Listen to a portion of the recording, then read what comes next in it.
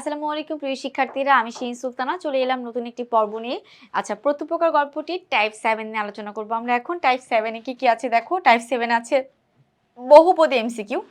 সেখানে হচ্ছে আমাদের 99 নম্বর প্রশ্ন। ঈশ্বরচন্দ্র বিদ্যাসাগর খ্যাতি লাভের অন্যতম কারণ কি?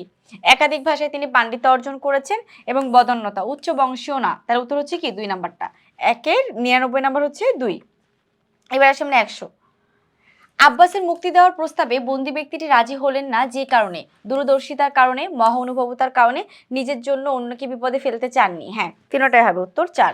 ঠিক আছে, দূরদর্শিতা, মহা অনুভবতা এবং সবগুলোর কারণেই বন্দী ব্যক্তিটি হচ্ছে আব্বাসের কথা রাজি হলেন না। কারণ সে মনে করেছে যে একসময় আমি তার জীবন বাঁচিয়েছি, এখন আমি যদি চলে যাই তাহলে তার জীবনটা আবার মুশকিলে ফেলতে পারে বা খারাপ জায়গায় চলে যেতে পারে। সেই জন্য সে তাকে কি করেছে?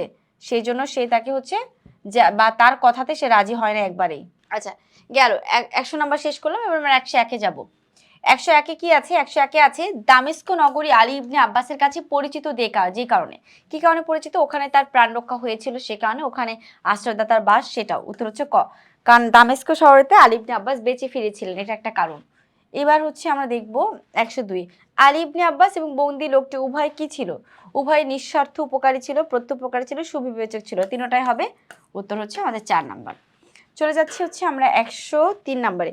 খলিফা যেভাবে বুঝলেন যে দেমাসকাসবাসী নির্দোষ, তার দয়াশীল ও ন্যায়পরায়ণতার কথা শুনে, এটাই হবে, বাকিগুলো হবে না। অগাধ সম্পত্তির কথা শুনে খলিফা মামুনের হচ্ছে দয়া হয় নাই, বা চক্রান্তকারীদের নৃশংসতার কথা শুনেও না। সে যখন শুনতে পারলেন যে হচ্ছে বন্দী ব্যক্তিটি একটা দয়াশীল এবং ন্যায়পরায়ণ ব্যক্তি, তখনই তার এটা পরিবর্তন হয়েছে। তো 103-এর গেল আমাদের ক নাম্বার। সমবিবাহের শব্দের অর্থ হচ্ছে সঙ্গে এবং সাহচর্যে। তাহলে আমরা 3 নাম্বারটা কারেক্ট বলতে পারি, যদি আমাদের এটা ওই পেজে আমরা একটু খেয়াল করব। উত্তর হচ্ছে 2 ও 3। 105। প্রতীতি শব্দটির মানে কি? বিশ্বাস এবং ধারণা, অবিশ্বাস হবে না। ঠিক আছে, তাহলে এখানে উত্তর হচ্ছে আমাদের 1 ও 3। 1 ও 3 হচ্ছে আমাদের কারেক্ট আনসার। তাহলে সেক্ষেত্রে আচ্ছা, তো আমরা কততে ছিলাম? আমরা ছিলাম হচ্ছে প্রতীতি অর্থ কি, মানে 105 নাম্বারে বিশ্বাস এবং ধারণা। সেক্ষেত্রে আমাদের উত্তর হচ্ছে 2 নাম্বার। 1 ও 3 কারেক্ট আনসার, অবিশ্বাসটা হবে না এখানে। ঠিক আছে, আচ্ছা, আলোচনা করব 106 নাম্বার প্রশ্ন। 106 যেটা আছে, আর এটা হচ্ছে আমাদের এই টাইপের লাস্ট প্রশ্ন।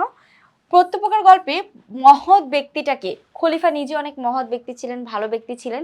এছাড়া আব্বাসও, তিনিও ভালো ব্যক্তি ছিলেন। বন্দী লোকটিও সেম ভালো ব্যক্তি ছিলেন। ওটা হচ্ছে 4 নাম্বার। আচ্ছা, প্রত্যুপকার গল্পে টাইপ 7 নিয়ে আমরা আলোচনা করে শেষ করলাম। আশা করছি সকলে বুঝতে পেরেছো। আজকে ক্লাসটি এই পর্যন্তই। আল্লাহ হাফিজ, আসসালামু আলাইকুম।